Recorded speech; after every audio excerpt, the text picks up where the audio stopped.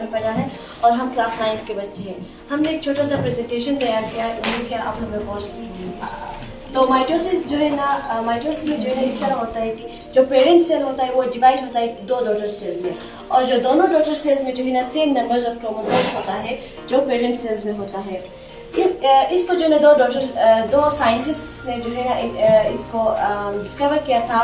पहला साइंटिस्ट का नाम है वेल्डर फ्लेमिंग। इसने जो है ना एनिमल के अंदर एक थ्रेड लाइक स्ट्रक्चर देखा था, और दूसरा स्ट्रॉसबर्गर जिसने जो है ना प्लांट के अंदर एक थ्रेड लाइक स्ट्रक्चर देखा था। और ये जो माइटोसिस होता है ये सोमेटिक सेल यानी बॉडी सेल में। Thank you.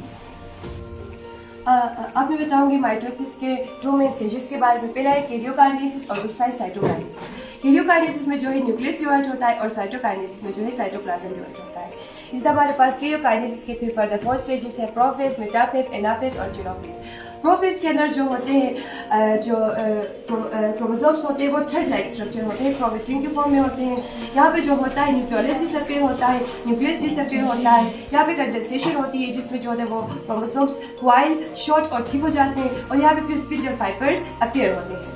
उसके बाद जो होता है मेटाफेज के अंदर जो ये होता है कि वो जो क्रोमोसोम्स है वो एक इक्वेटर प्लेन पे लाइन अप होते हैं, मीन्स कि बहुत सारे एक ही लाइन में जो इक्वेटर लाइन पे लाइन अप हो जाते हैं। उसके बाद आता है एनाफेज के अंदर जो होता है वो जो सिस्टर क्रोमेटिड्स होते हैं वो जो होते हैं सेंट्रोमियर से सेपरेट आउट हो जाते हैं और अपोजिट पोल्स की तरफ मूव करने लगते हैं। और जो हमारे पास टेलोफेज में वो जो होता है वो जो न्यूक्लियर मेम्ब्रेन होता है वो दोबारा रीअपीयर होता है, न्यूक्लियोलस दोबारा रीअपीयर होता है, स्पिंडल फाइबर्स वहाँ पे डिसअपीयर होते हैं, और यहाँ पे जो होता है वो जो स्पिंडल फाइबर्स डिसअपीयर हो जाते हैं, और यहाँ पे जो क्रोमोसोम्स होते हैं वो अपोजिट पोल में पहुँच चुके अपने अपोजिट पोल की तरफ पहुँच चुके होते हैं। और उसके बाद जो होता है यहाँ पे साइटोकाइनेसिस की बारी आती है। तो साइटोकाइनेसिस में जैसे मैंने पहले बताया था कि वहाँ पे साइटोप्लाज्म डिवाइड होता है। जो हमारे पास 2 सेल्स बने थे टेलोफेज के अंदर, वो फिर क्या हो जाते हैं, सेंटर से स्पिंच हो जाते हैं। स्पिंच होने की वजह से वो डिवाइड हो जाते हैं, डिवाइड होकर फिर वो 2 सेल्स में डिवाइड हो जाते हैं, और ये सारे प्रोसेस जो होता है वो साइटोकाइनेसिस के अंदर। बिस्मिल्लाहिर्रहमानिर्रहीम। मैं आप लोगों को मियोसिस के बारे में बताऊंगी।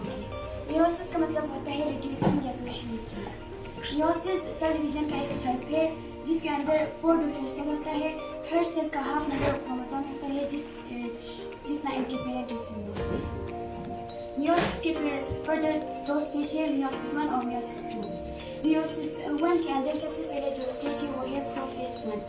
प्रोफेज 1 के अंदर सबसे पहले क्रोमोसोम क्रोमेटिन्स के फॉर्म में होते हैं। इसके अंदर न्यूक्लियर मेम्ब्रेन और न्यूक्लियोलस डिसअपीयर होते हैं, कंडेंसेशन इधर ऑकर होता है, और स्पिंडल फाइबर भी इसमें फॉर्म होते हैं। दूसरा जो फेज है वो है मेटाफेज 1। मेटाफेज 1 के अंदर ये होता है कि जो क्रोमोसोम होते हैं ये एक इक्वेटोरियल प्लेन में अलाइन होते हैं। इसके बाद है एनाफेज 1। एनाफेज 1 के अंदर जो होमोलोगस क्रोमोसोम होते हैं ये अपने अपोजिट पोल में मूव करते हैं। फिर है टेलोफेज 1। टेलोफेज 1 में ये होता है कि जो होमोलोगस क्रोमोसोम है ये अपने पोल्स में रीच होते हैं, और न्यूक्लियर मेम्ब्रेन और न्यूक्लियोलस रीअपीयर होते हैं, और स्पिंडल फाइबर डिसअपीयर होते हैं। सबसे आखिर में जो स्टेज है वो है साइटोकाइनेसिस। साइटोकाइनेसिस के अंदर डिवीजन ऑफ साइटोप्लाज्म होते हैं, और फाइनली 4 डॉटर सेल। उसके बाद मियोसिस 1 के बाद जो है मियोसिस 2 है। मियोसिस 2 के जो है ना 4 स्टेजेस है। पहला जो है प्रोफेज 2 है। प्रोफेज 2 में जो है ना क्रोमोसोम्स जो है शॉर्ट एंड थिक होते हैं, और कंडेंसेशन उधर अकर होता है, और न्यूक्लियोलस और न्यूक्लियर मेम्ब्रेन जो है डिसअपीयर होता है, स्पिंडल अपरेटस जो है फॉर्म होता है। उसके बाद जो है मेटाफेज है। मेटाफेज में जो है जो सिस्टर क्रोमेटिड्स है वो जो है अलाइन होते हैं इक्वेटोरियल प्लेन पे, और वो जो है ना स्पिंडल अपरेटस से जो है अटैच होते हैं। उसके बाद ये एनाफेज 2। एनाफेज 2 में जो है सिस्टर क्रोमेटिड जो है एक दूसरे से अलग होते हैं और अपने अपने पोल्स की तरफ जाते हैं। उसके बाद है टेलोफेज। टेलोफेज में जो है ना वो जो सिस्टर क्रोमेटिड्स है वो जो है अपने पोल्स की तरफ पहुंच जाते हैं, और जो न्यूक्लियोलस है वो रीअपीयर होता है, स्पिंडल अपरेटस जो है डिसअपीयर होता है। उसके बाद जो है साइटोकाइनेसिस है। साइटोकाइनेसिस में जो है ना साइटोप्लाज्म डिवाइड होता है, और फाइनली 4 डॉटर सेल जो है फॉर्म होता है।